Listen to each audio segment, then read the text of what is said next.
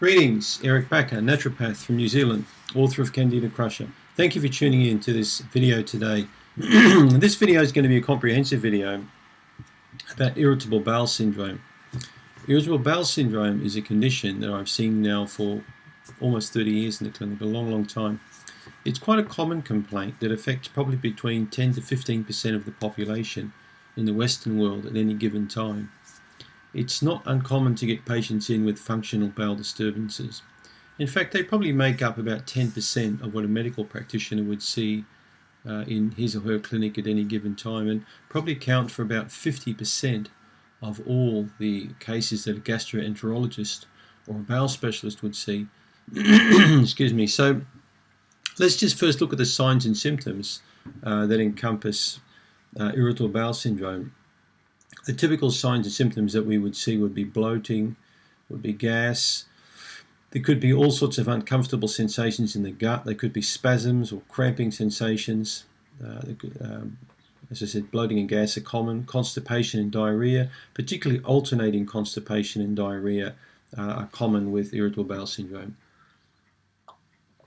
What's not common, however, is to see a patient who's bleeding from the bowel or would have anemia, low iron counts, or would have fevers, sweats at night, those sorts of things that don't tend to really to be irritable bowel syndrome. I would refer you to a gastroenterologist for scoping, because you may have inflammatory bowel syndrome, which is a separate complaint.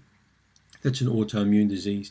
It's less common than irritable bowel syndrome, but we still see it in the clinic quite regularly from time to time, particularly ulcerative colitis, which will be the feature of another entire video that I'll do at some stage.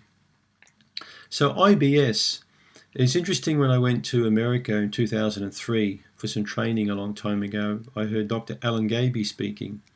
Dr. Alan Gaby is the past president of the American Holistic Association, and Dr. Gaby calls IBS a garbage can diagnosis. So he believes that's a condition. Garbage can diagnosis is a condition he believes is the ones where the doctors throw people in a rubbish tin and hope that someone else will take it away because they're in the too hard basket. Functional complaints like adrenal fatigue, candida diagnosis, irritable bowel syndrome, these are what Dr. Gaby calls a garbage can diagnosis.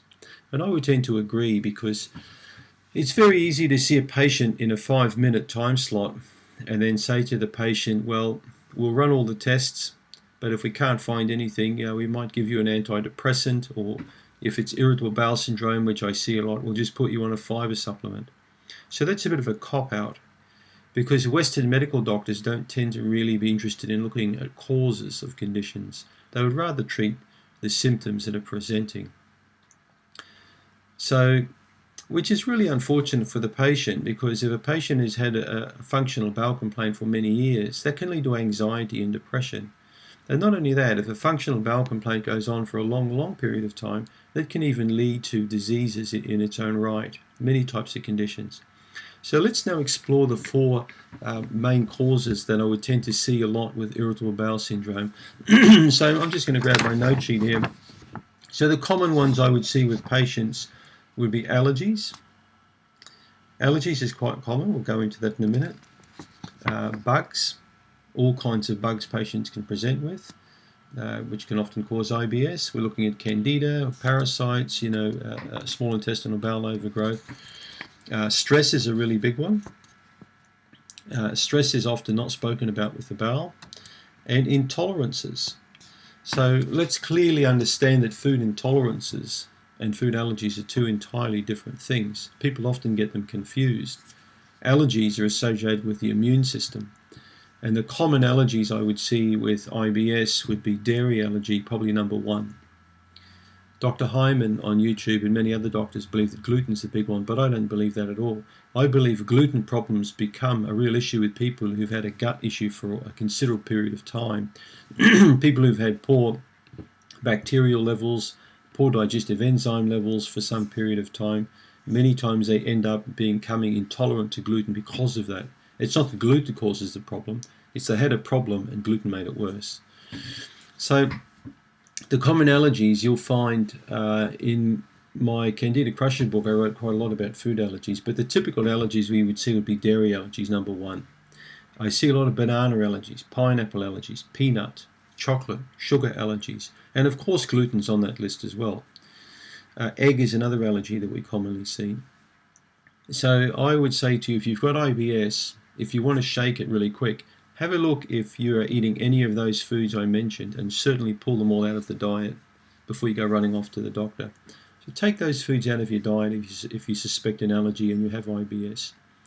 Intolerances are different altogether. Intolerances are developed usually because of enzyme problems that the person will have, lack of sufficient digestive enzymes, or one specific enzyme that will break one particular food component down, like a starch or a sugar. For example, lactose intolerance. The person has an issue with lactase, with the enzyme to break lactose down, so that will cause bloating and diarrhea. So lactose intolerance is not an allergy as such. So don't get them confused. Tests can be done, to work out if you have any of these allergies or intolerances. There's a very good food allergy test you can do through a company called US Biotech in Seattle. They do a very good food allergy panel, a blood-based panel, to determine if you have an allergy against up to 100 different common foods and beverages. You can even do a spice panel and an inhalant panel to see if you've got allergies with spices or anything that you might breathe in. So those things are worth scoping out if you have IBS. Intolerances as well. If you believe you have intolerances, cut milk out, because it's the most common intolerance is dairy intolerance. So it doesn't matter whether you have organic milk or milk that's unpasteurized or unhomogenized, but straight from the cow, you can still have a problem with this food product. So I'd recommend that you get rid of all dairy if you've got IBS. That's the first thing that you do. So if we look at the second category, that'd be bugs. Bugs are quite common with many people. Many people take pharmaceutical medications like, antibiotics, the pill, hormone replacement therapy. There are many pharmaceutical medications that will disorder or disrupt the bowel. And once we start getting some changes in bowel flora, we're leaving the bowel much more prone to developing a Candida albicans overgrowth, which is very common with irritable bowel syndrome. I see lots of patients with Candida who have IBS. But similarly, I also see lots of patients with parasitic infections like Blastocystis hominis, Diamantiba fragilis. These are weird names, but these are bugs that we commonly see in people with IBS. So people end up with one pathogen, they could end up with multiple pathogens. It's a bit like weeds in a garden. You end up with one weed and, within a year or two, the whole garden's completely overgrown and unmanageable. So sometimes you'll go to the doctor and then the weed spray will be brought in, i.e. antibiotics or potent antifungals. They'll kill everything off and you're left with a decimated lawn. It's a bit like what Monsanto does with glyphosate or Roundup. We'll just come in and round up the whole lot, kill it all off. What a load of crap. It's not really the way to go. I really don't believe that drugs like fluconazole, these pharmaceutically prescribed antifungals or antibiotics are the way to go. There are many natural alternatives. I developed a product up called Canzida for that reason. It contains 11 ingredients and it's probably the best antifungal, antibacterial that you're going to get on the market today. So Canzida.com. And I guarantee you this product, if you take it as directed, will not aggravate you or make you feel sick or wipe out a lot of your beneficial bacteria. So with the bugs, it's a matter of getting the balance back again. So don't eat foods and take drinks that feed these bugs. All right. You can read a lot about these on yeastinfection.org. So foods containing sugar, confectionery, candy, ice cream, alcohol, soda drinks, all these sorts of foods, white bread, too much bread in your diet, cookies, cakes, all these sorts of foods, they feed up the bad bugs. So having a diet which tends to be a lot richer in the lean proteins and the leafy greens and grains, which I believe are good, are brown rice and quinoa, a very good grain to eat. So these things don't play into the hands of the bad bugs. So getting your bugs back in balance is important.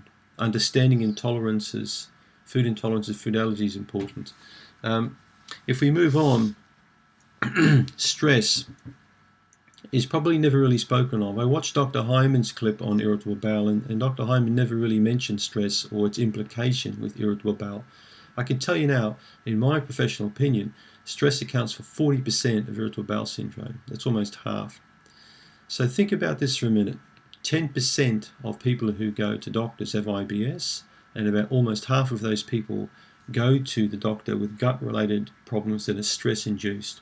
Stress is one of the biggest causes, silent causes, of most disease today. And it's very loose-term stress. Many patients, when I talk to about stress, they don't even believe they've got stress or can't see how the stress is implicated in their condition. I saw several patients yesterday, and in fact I saw 8 patients, and 3 out of those 8 had a gut problem, a serious gut problem. And when I analysed each one of those cases, I could see how stress affected all of those patients, in particular the ones with a gut problem. Stress has the most amazing way of destroying a person's digestive system, and it will do so on several different levels. But one of the common occurrences of stress is how it affects the gut. It's going to really affect it because blood's going to be taken away from the digestive system to the larger muscles, particularly in the alarm phase or the initial phases of stress. So the body has 3 stages of stress, but the alarm phase was designed to get us away from any kind of threat. Now, what about if my mobile phone rings, or telephone rings, or a demand is placed on me? Well, this is basically an alarm. So you may not think that is a stress, but repeated alarms continually, punctuated by big emotional stresses that we have, are things that affect our gut profoundly. If you look at your lifestyle and the kind of stresses you live under, and you start analysing your digestive malfunctions, you'll see that there's quite a strong correlation there. Lots of people eat in front of computers, and in fact I checked with each patient I had yesterday about his or her handling of their mobile phone use, and most people admit that they spend far too much time checking emails or messaging or calling on their cell phone, even during meals. It's ridiculous. These are the things that cause functional gut problems. So you clearly have to understand that your lifestyle affects your digestive function to a marked degree. If you want to kick that irritable bowel syndrome in days, you need to have some clear boundaries and go on what we call a digital detox and start realizing the connection. As the years roll by, I tend to see more and more people with stress-related digestive malfunction, and typically irritable bowel syndrome. And once I teach the patient, these concepts, and we start teaching relaxation more, interesting, we find how the digestive system improves, even without diet change or supplement change or anything at all, just by teaching the patient how to relax a lot more. Okay, so stress affects the gut on quite a deep level. So those are the key things that I believe are the causes of irritable bowel syndrome: allergies, intolerances, bugs, and stress. So there are many different things you can do to get on top of irritable bowel syndrome. A key thing you could do if you've had IBS for many years is to do a comprehensive stool test to find out A, what kind of bugs you've got, B, what the imbalances are like of these particular bugs. Have you got any good bugs? You may have hardly any beneficial bacteria at all, and only a moderate amount of bad bacteria, and quite a lot of candida, for example. Well, we'll only know that through a stool culture. C, have you got any inflammation going on in the bowel? So this could be a prelude down the track towards inflammatory bowel conditions. Sometimes IBS can turn into IBD. Irritable bowel syndrome can become inflammatory bowel syndrome. So doing a functional stool test will give me an idea on your immune markers, your inflammation markers, the bacteria markers. We also look at things called short-chain fatty acids, which are the products of bacterial fermentation. There are many different things we can find. Occult blood, we can see if there's any blood in the stool at all. So very, very worthwhile test. I tend to do a lot of stool testing, and I work through doctors' data in Chicago, who I believe have got the world's best stool lab.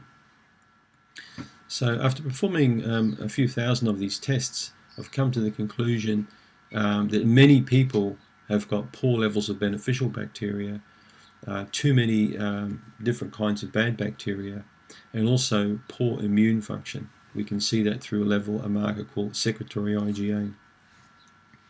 So what are the solutions for people with IBS? How do we get on top of the condition? Well, if you're intelligent, you'll try and work out what the primary causes are. What started you on this pathway to getting IBS. Okay, I call that the exciting or the primary cause. And then B, the maintaining cause, what's keeping it going. Okay, those two things need to be addressed. Often if you deal with the causes, particularly the maintaining cause, you'll find that you'll get significant relief in a short period of time. Either doing a food allergy profile or a stool test will give you a pretty good idea on what to target.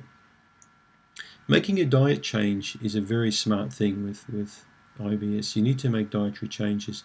If you go to yeastinfection.org, you can read a lot more about my diet advice for Candida patients, which certainly doesn't contradict the information I give for IBS as well.